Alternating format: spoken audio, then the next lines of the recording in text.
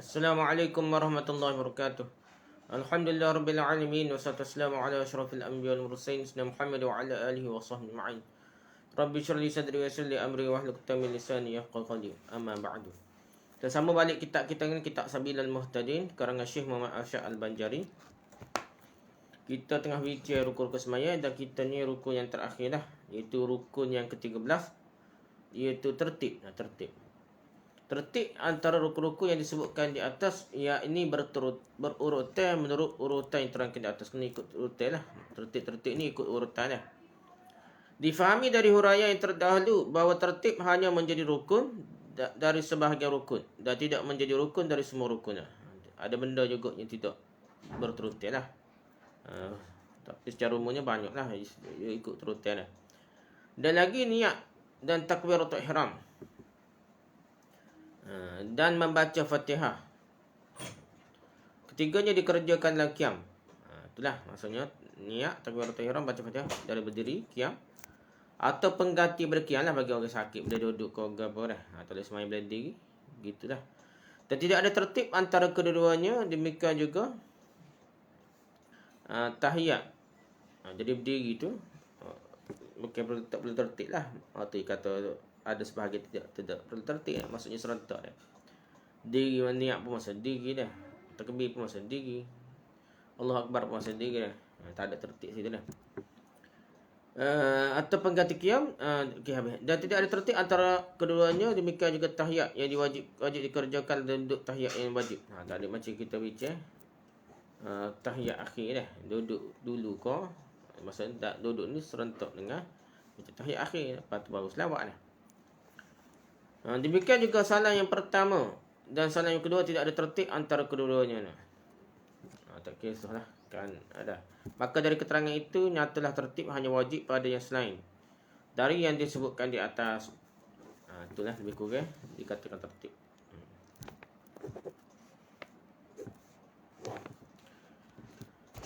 Lepas tu dah, pendapat yang mengatakan tertib itu termasuk rukun kerana mengingatkan kebanyakan rukun memerlukan tertib. Jika tertib diartikan dengan bahagian menurut arti hakiki dah. Gitu dah. Tetapi kalau diartikan dengan fardu, kerana itulah telah disahihkan kitab Tankih bahawa tertib itu syarat bukan rukun. Ada kitab Tankih ni. Tankih ke tahqiq ni tengok. Tankih tuan-tuan, kitab Tankih dia kata syarat bukan rukun dah. Pun sepatutnya niat lagi utamalah nak kata syarat bukan rukun yang berbanding tertib. Tapi tak apalah, nak ibu ini tidak termasuk semayang bagi kefahaman ulama ni lah. Tetapi tertib antara perbuatan sunat dalam solat termasuk syarat. Umpamanya tertib antara doa iftitah dan ta'awuz, doa tahiyat awal dan selawat, membaca surah dan membaca Fatihah. Surah tu sunat, tapi tertibnya lepas membaca Fatihah.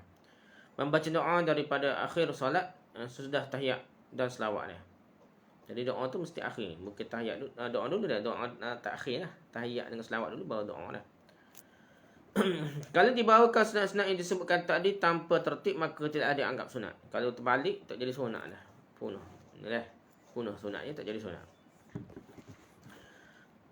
Diterangkan kitab Radah bahawa pada asalnya mualat dalam solat termasuk rukun. Mualat ni berterutan lah. Radah.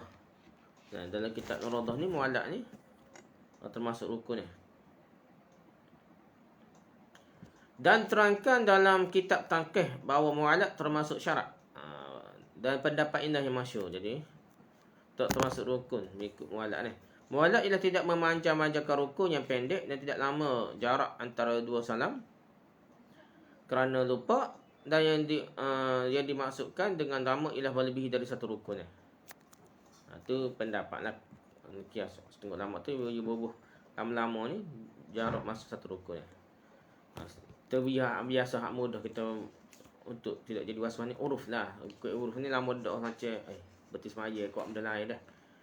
Kalau tidak gak banyak kali jadi was-was dah. Ketahuilah bahawa rukun solat itu terbagi pada 3 macam.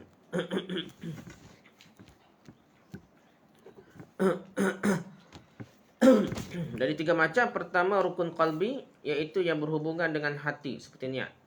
Rukun melibatkan hati, rukun qalbi lah, iaitu niat. Rukun yang kedua ialah rukun qali, iaitu yang berhubungan dengan perkataan, ucapan, seperti takbiratul ihram, membaca Fatihah, tahiyat akhir, membaca selawat kepada Nabi dan salam yang pertama. Itu rukun qawli, panggil kata-kata dah, rukun qawli.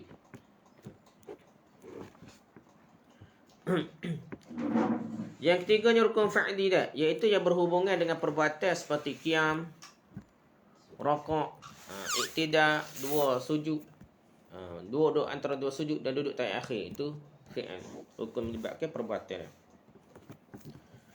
Kalau sengaja meninggalkan tertib, umpamanya mendahulukan rukun fi'li dari tempat yang semestinya, mendahulukan rukun qawli, umpamanya beri salam lebih dahulu daripada tempat yang semestinya.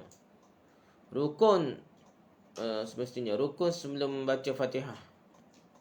Bapanya rokok sebelum membaca Fatihah ni. Dan atau sujud sebelum berokok. Sujud sebelum rokok. Atau memberi salam sebelum rokok, maka batallah solatnya kerana dianggap bermain-main. Gitu lagi. Kalau sengaja batal.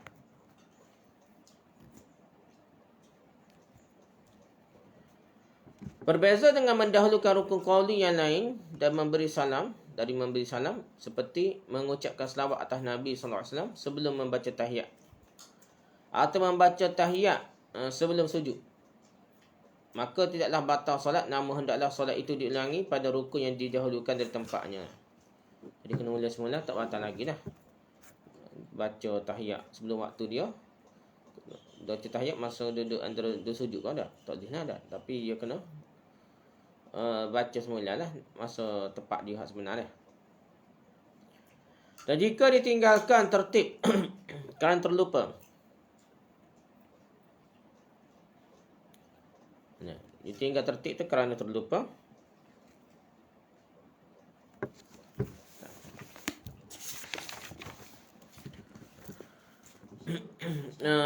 kalau ditinggal tertib kerana terlupa, maka berarti tertinggal sebahagian dari rukun.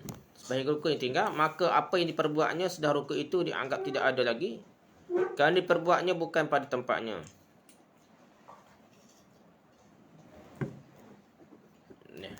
Tadi kalau tinggal tertib tu,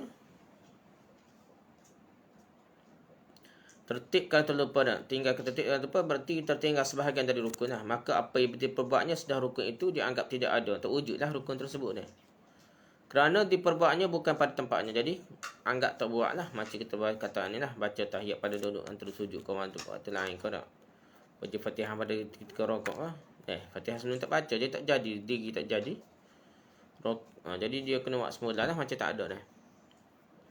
Kerana itu kalau ia teringat rukun yang tertinggal sebelum memperbuat rukun yang sama, umpamanya ingat orang tertinggal rokok sebelum mengerjakan rokok pada rakaat berikutnya dah. Ia rokok, ia sujud ke apa, dia diri dah. Dia teringat rokok tadi, ataupun teringatlah rokok. Ia kata ibu teringat, ia tak rokok lagi tadi. Sebelum mengerjakan rokok pada rakaat berikutnya, hendaklah dikerjakannya kerana melihara tertibnya. Jadi dia kena, contohnya sujud dah, baru teringat tak rokok dah. Dia kena bikah bangun lalu, rokok lalu dah. Bikah bangun lalu, lepas tu rokok dah. Diri rokok. Dia kira tak jadilah sujud ke apa tu, semua tu burn belakang lah. Dia kira start. Dia start dengan macam start, baru start lah, rokok dah. Keraguan disamakan dengan ingatnya.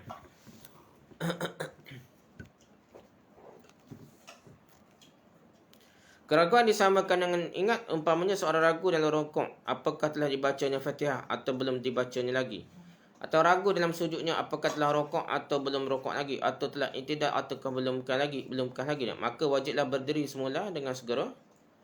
Namun dalam bentuk yang kedua tidak modai berdiri kerana ia sedang rokok. Dan seperti itulah berlaku juga bagi yang ingat. Bentuk yang kedua ni,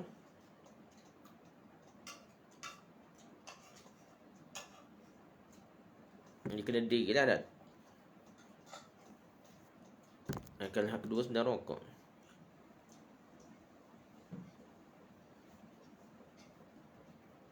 Jika gini dah.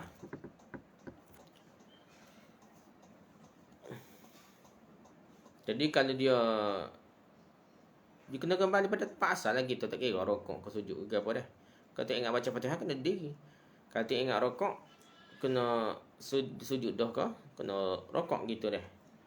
Kesimpulan dari pendapat para fuqaha tentang menyempurnakan perbuatan yang tertinggal pada selain dari bentuk disebutkan di atas, umpamanya ragu ketika sedang berdiri, apakah sudah dibacanya Fatihah atau belum, maka wajiblah membaca Fatihah dengan segera kerana ia masih berada pada tempat membaca Fatihah lagi.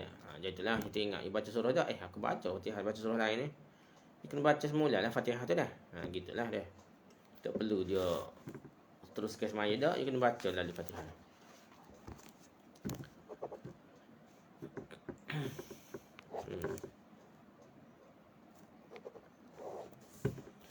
Lepas tu, dan kalau lupa membaca Fatihah sampai membaca pada rakaat yang berikutnya tu, maka memadailah yang diperbuatnya itu sebagai ganti rukun yang tertinggal. Kerana jatuh pada tempatnya, maka rakaat terdahulu disempurnakan dengan apa yang diperbuatnya pada rakaat berikutnya.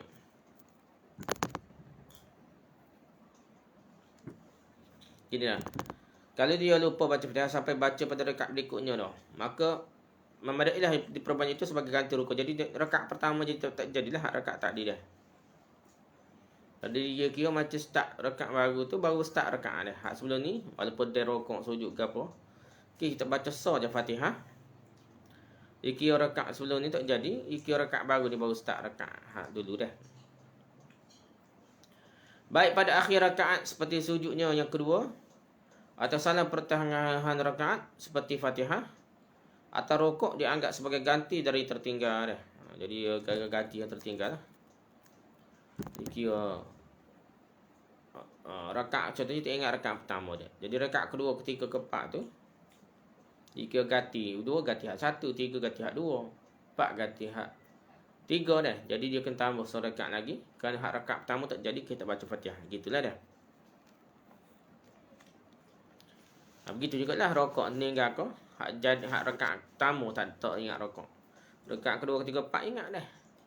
Jadi rakaat kedua tu ganti hak 1, 3 tu ganti hak 2, hak 4 tu ganti hak 3. Jadi dia kena tambah lagi rakaat dah. Perbuatan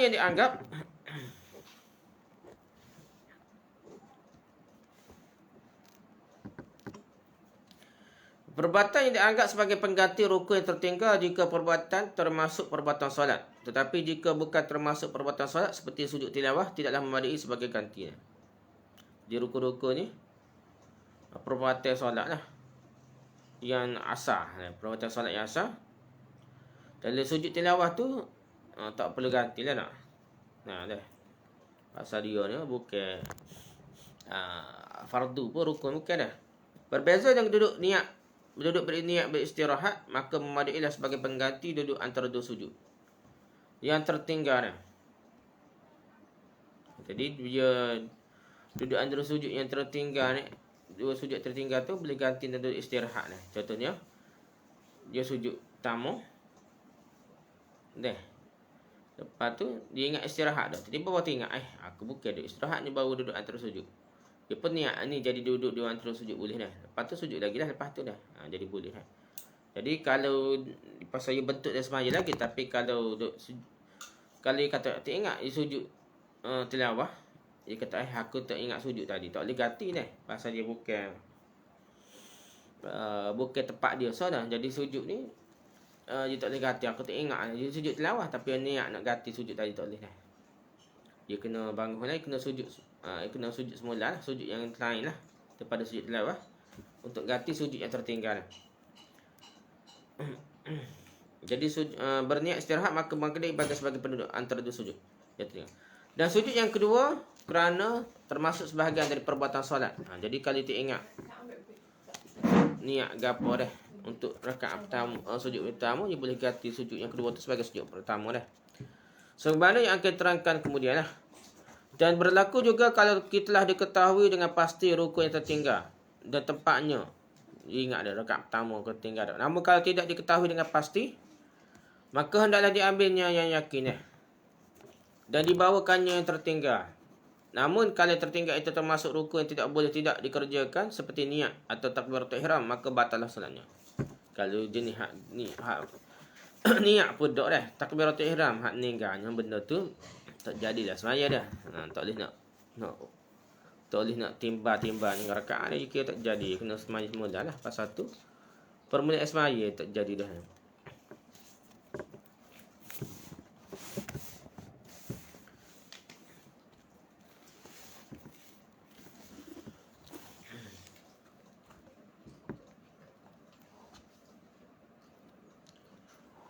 Lepas tu di sini tidak disyaratkan bahawa jaraknya cukup lama dah, dan tidak pula disyaratkan bahawa telah dilaluinya setengah rukun. Tetapi yang penting bahawa tertinggal satu rukun yang mewajibkan ia memperbuatnya. Ini lebih kuat dari keraguan meninggalkan rukun. Jadi kalau kita ingat, bukan ragu-ragu dah, kita ingat dah tinggal ni lebih kuat lah. Dia kena ganti dah. Telah betul-betul tertinggal perbuatan solat yang tidak menyebabkan batal solatnya, maka hendaklah sujud sawi pada akhir solatnya. Bahkan kalau tertinggal itu memberi salam, maka hendaknya dibawanya sekali lagi, sekalipun sujud lama jaraknya.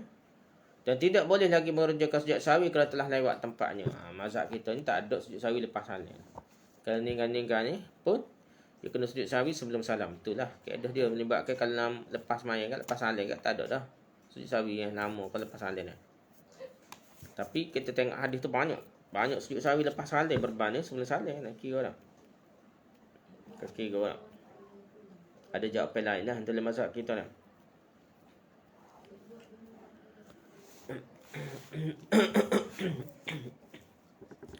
Kalau seorang yakin pada akhir solatnya meninggalkan satu sujud, akhir solat semaya dia tahiyat akhir, kau ingat kena tinggal sujud dari rakaatnya terakhir, hendaklah dibawanya sujud itu dah, dan diulanginya tahiyatnya kerana tahiyatnya jatuh sebelum tempatnya lagi, kemudian sujud sawi pada akhir solatnya.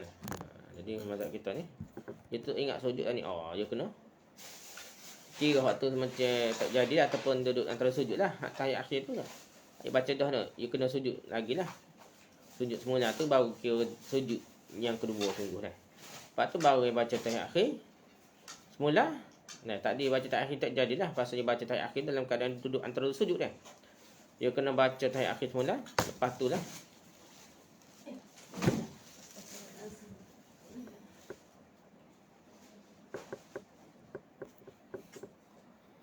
Dan kalau yakin meninggalkan satu sujud pada rakaat yang lain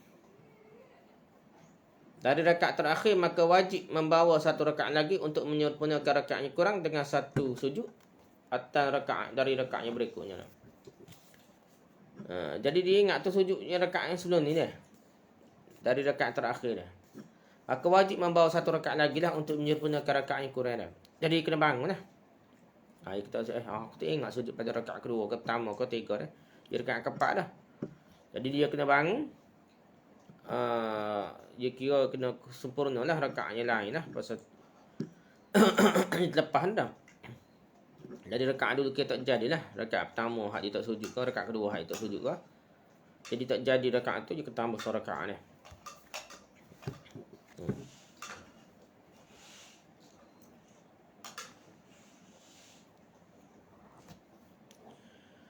Okay, lepas tu seperti itulah berlaku kalau ragu apakah pada rakaat yang terakhir atau pada rakaat yang lainnya, maka hendaklah dijadikan itu pada rakaat yang lain.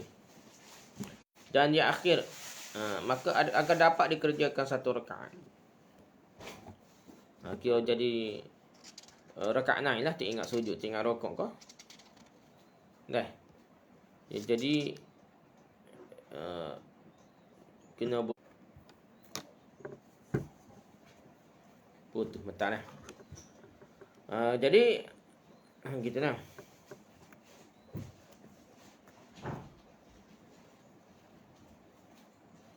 Kerana dengan cara inilah lebih berhati-hati dah. Kira berhati-hati, kira tambah serakaat lah. Dan kalau yakin seorang akan ragu pada saat berdiri pada rakaat yang kedua, tertinggal satu sujud dari rakaat yang pertama, maka dilihat. Kalau telah duduk sesudah dari satu sujud yang telah diperbuatnya dalam rakaat pertama, hendaklah sujud dengan segera dan memadailah duduknya itu dan dihitung sebagai duduk rukun. Rokok, duduk rukun antara dua sujud sekalipun diniatkannya duduk istirahat yang sunat.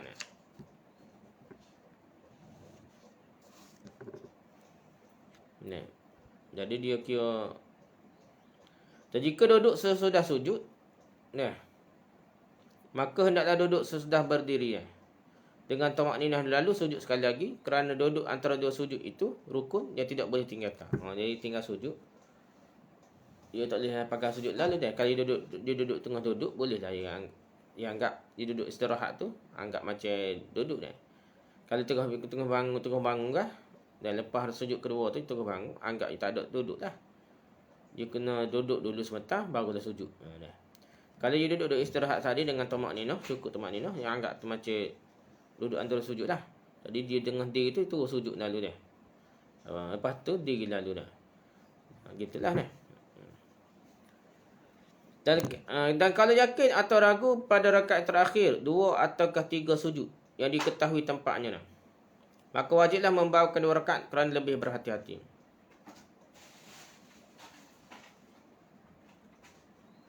Jadi dia tinggal 2 atau 3 sujud dah. 2 atau 3 sujud meninggal dah. Tak kira tu berat lah ni lah. 2 atau 3 sujud. Jadi dia kena ambil 2 rakaat. Dia kena ganti 2 rakaat lah. Dalam masalah pertama yang dianggap tertinggal 1 sujud dari rakaat yang pertama dan 1 sujud dari rakaat yang ketiga. Yang pertama dengan rakaat yang kedua. Dan rakaat yang ketiga dengan rakaat yang keempat lah. Dan sisi yang tertinggal selain dari kedua itulah. Habislah dia ganti 2 rakaat tu boleh ganti sujud yang rakaat pertama ke. Sujud yang kedua.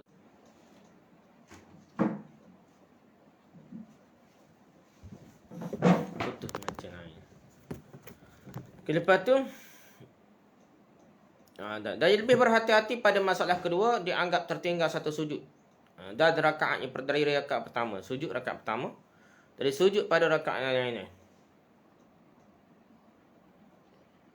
Atau meninggalkan 4 sujud yang tidak diketahui tempatnya, maka wajiblah membawakan 1 sujud dan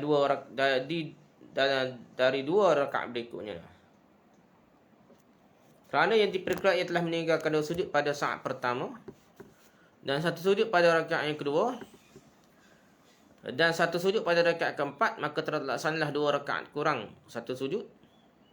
Kerana rakaat pertama disempurnakan dengan 2 sujud pada rakaat yang kedua. Dan rakaat yang ketiga dan rakaat keempat kurang 1 sujud, maka disempurnakan sudah di bawahnya 2 rakaat. Ganti 2 ke 3 rakaat ni kalau tinggal sampai 4 sujud dah. Atau diperkirakan bahawa tertinggal tu 1 sujud dari rakaat pertama dan 1 sujud dari rakaat keempat. Dan 2 sujud dari rakaat yang ketiga dah. Maka disempurnakanlah rakaat pertama dengan rakaat yang kedua.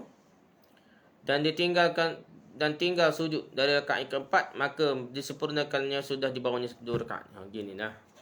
Dia contohnya kata dia ni tak jadinya dia tinggal sujud dah. Rakaat tu kedua pertama dia.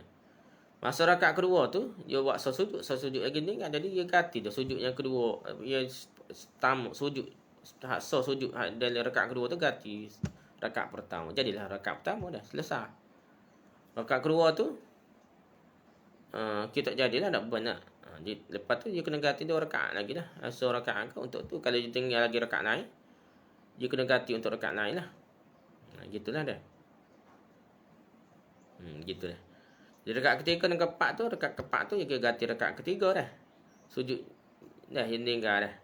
Jadi rakaat tu boleh ganti. Jadi dia kena ganti 2 rakaat lagi lah. Gitu lah lebih kurangnya nak. Kiranya sujud untuk rakaat kedua tu boleh ganti, kira baru ganti rakaat yang pertama dah. Kira rakaat kedua tu macam tak ada dah. Atau tertinggal 5 atau 6 sujud. Allah, ni berat lagi dah. 5 atau 6 sujud tertinggal yang tidak diketahui tempatnya dah. Maka wajiblah membawakan 3 rakaat. Kalau tinggal 5, kena ganti 5 sujud. Kalau tinggal 4 sujud, dia boleh ganti dengan 2 rakaat saja dah. Sebenarnya tambah 2 rakaat, kalau tinggal 4 sujud. 3 sujud ke 4 sujud tu boleh lagi ganti dengan 2 rakaat. Kalau tinggal 5 sujud, dan dia kena ganti dengan 3 rakaat. Atau 6 sujud, kena ganti dengan 3 rakaat. Ni benda pelik lah cara jadi dah. Dua sujud pada rakaat pertama. Dah. Dua sujud pada rakaat yang kedua. Dan satu sujud pada rakaat ketiga. Dah. Nak ganti dah. Nak kena ganti 3 rakaat dah. Semaya gapo tak ada sujud selasa ni. Biasa terik 4 rakaat ni lah. Dia tinggal sesujud. 2 sujud tu tinggal sesujud dah.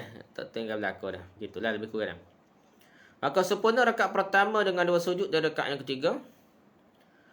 Dan yang keempat dah. Gitulah. Dan diperkirakan telah meninggalkan 6 sujud, meninggalkan 2 sujud pada setiap rakaat. Atau meninggalkan 7 sujud yang tidak diketahui tempatnya, maka wajib membawakan 1 sujud sudah 3 rakaat.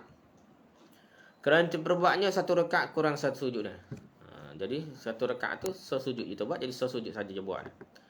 Atau tinggalkan 8 sujud, wajib membawakan 2 sujud dalam 3 rakaat. Dan disamakan seperti itu bagi meninggalkan tumakninah atau sujud di atas sorban. Jadi sujud lah. Sujud atas sorban ni macam tak sujud. Atau sujud tanpa tumakninah ni tak ada sujud juga dah. Dia macam tinggal sujud dah.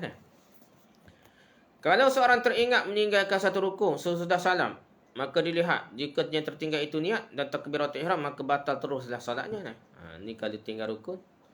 Dia teringat lepas maya baru teringat. Aku teringat. Jadi dia kena apa kata kalau niat teringat takbiratul ihram batal lah. Demikianlah itulah berlaku kalau ragu pada keduanya. Tapi kalau lain dari selain daripada niat lah dan takbiratul ihram, maka hendaklah disambungnya. Jadi semaya semula lah. Boleh lah. Kita tak ada dengar ni kita ni. Padahal biasa mazhab lain dah. Tertinggal, teringat rakaat dah. Teringat serakaat. Beri salat dah. Tambah lah. Dengan solat yang terdahulunya selama jarak antara salam dan ingatnya tidak begitu lama lah. Dan tidak menyentuh najis yang dimaafkan. Tapi tidak merosak dengan membelaking kiblat. Kalau kita lepas maya tu, baru teringat lepas paling lain daripada kiblat dah. Teringat aku tak cukup serakaat dah. Tak apa lagi dah.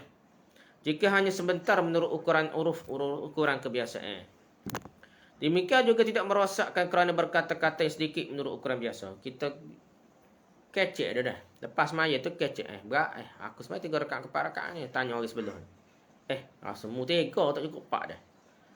Dia ada kecek lagi apa dah. Jadi dia boleh terus tambah rakaat lagi tak cukup dah. Demikian juga tidak merosakkan kerana berkata-kata yang sedikit menurut ukuran kebiasaan. Tetapi jika jaraknya telah lama, maka wajiblah mulai lagi solatnya daripada awal sekalipun belum memperbuat suatu perbuatan lain. Lama sangat dah. Pergi mana pas jambil makan minum dah lama dah. Kira semuanya mulalah. Gitulah. Jadi hak ni penting ni, hak ngelah kali ni. Hal lain tu jaga berlaku lah. Tinggal banner 7 rakaat. Jaga. Dah. Jaga. Hak biasa berlaku ni tak ingat rakaat dah. Lepas tu baru ingat. Aku semaya baru 2 rakaat. Padahal semaya 4 rakaat. Aku semaya 3 rakaat. Sepatutnya 4 rakaat dah. Bapa aku semaya terberi salat. Terbaca tahiyat. Ni biasa berlaku dah. Jadi kalau berlaku begini. Tadi dia kena dia kata. Dia kena semaya dah lah. Akak terkebir dah. Dah. Tetap ada kecek. Aku kecek ni saja. Aku semaya 3. Kepak lah ni nak. Saya kata aku rasa mung semaya 3. Kau tak ni rasa nampak pun 3 rakaat dah. Jadi percaya ke saya dia kena tambah 1 rakaat lagi dah. Dia kena tambah 1 rakaat lagi.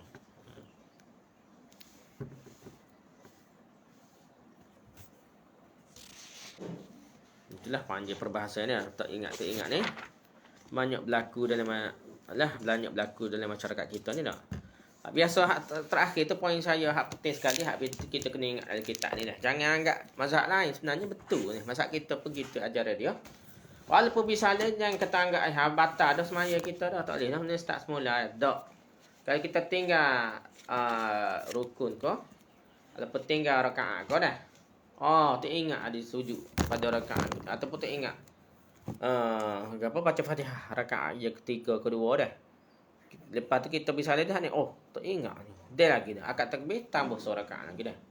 Jangan agak pelik. Tu sebenarnya mazhab kita pun terima dah. Dalil pun jelas sahih dah. Nabi pernah semaya 2 rakaat dah. Zuliyadai tegur dia. Nabi kata kita semaya 2 rakaat kosong. Ada tak kita ni. Kita zuhur ni jadi pendek ke apa dah. Jadi Nabi kata tak. Apa tanya orang lain. Ya Allah. Orang lain kata sungguh 2 rakaat ini dah. Nabi pun semaya kecek ke apa lah. Nabi gila kelas lain jugalah dah. Tapi tidak lama mana lah. Nabi lah lain dah. Nabi mikir ke apa ada masalah. Jadi banyak kau mikir tu teringat dekat kan dah. Jadi Nabi gilah ke lain dah, baru Nabi. Orang-orang gitu, baru Nabi pun pergi tempat serta imam tu, akad takbir semula, semaya tambah 2 rakaat. Tambah 2 rakaat tu, Nabi salih dulu. Ni tak cerita mana dalam kitab kita ni tak. Pasal kitab kita, mazhab kita ni, terimanya sebelum salih dah. Tapi hadis tu, dia banyak hadis lain pun cerita banyak. Nabi ni bisa sujud sahwi selepas salih. Kecuali, kita ingat baca tahiyat akhir tu sahih. Tahiyat akhir tu Nabi Nabi sujud sahwi sebelum salih. Tapi hadis lain kebanyakan tinggal tak ada rakaat apa, Nabi tambah 2 rakaat, Nabi tahiyat akhir, Nabi bersalih dulu. Lepas tu baru Nabi takbir pula, Nabi sujud 2 kali lepas tu dah. Lepas tu beri salih dah. Jadi bermakna sujud sahwi tu selepas salih dah. Banyak hadis dah. Dan sebab itu kalau kita tengok orang yang Ibn Taymiyah, dia gabung dua-dua lah. Dia tak usah ambil sebelum salih saja, lepas salih dia kena tengok situasi dah. Tengok situasi, contohnya kalau dia lepas salih dah, dia beri salih, maksud dia tertambah rukun salih lah. Jadi selepas tambah rukun salih, tak boleh lah sujud sahwi sebelum salih, kena sujud sahwi selepas salih lah. Itulah perincian-perincian yang kita kata.